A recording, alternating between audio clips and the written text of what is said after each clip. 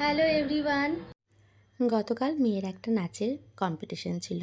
তো সকাল সকাল রেডি হয়ে গেছিলাম নিজেও। আর যেহেতু ওকে ৯টার মধ্যে নিয়ে যেতে হবে, আর ওকে দেখো আমি রাধার মতো একটা লুক দেওয়ার চেষ্টা করেছি। তো আমি তো কোনো প্রফেশনাল মেকআপ আর্টিস্ট নই, তবে যেটুকুনি অভিজ্ঞতা হয়েছে মোটামুটি কাজ চালিয়ে দিতে পারি। তো রেডি করিয়ে নিয়ে চলে এসেছিলাম। এখানে পার্বতী ইন্টারন্যাশনালে ছিল কম্পিটিশানটা। আর সকাল ৯টার সময় আমরা সেখানে পৌঁছে গেছিলাম। কারণ ওদের টাইমিং ছিল সকাল 10টা থেকে।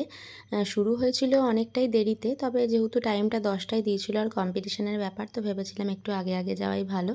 তো এখানে ঢুকে দেখলাম মোটামুটি অ্যারেঞ্জমেন্ট হয়েই আছে, সবাই এখনও এসে পৌঁছায়নি। আর এইখানে নামটা এন্ট্রি করাতে হচ্ছিল, তো ফার্স্ট আমরা এন্ট্রি করিয়ে নিলাম। একটু যে কোনো জায়গাতেই হাতে টাইম নিয়ে যাওয়াটাই আমার মনে হয় ভালো, কারণ সব সময় হড়বড়ানি হয়ে যাওয়ার থেকে হাতে একটু টাইম নিয়ে থাকলে টেনশনটাও কম থাকে।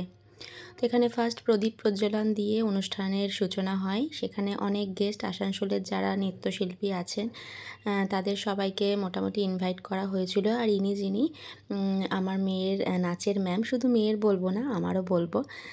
তো বেশ ভালো লাগছিল দেখতে। আর এখানে জাজেসরাও 3জন উপস্থিত ছিলেন। তারা বাইরে থেকে এসেছিলেন, কলকাতা থেকে। প্রায় 200-250 প্রতিযোগী সেখানে উপস্থিত ছিল।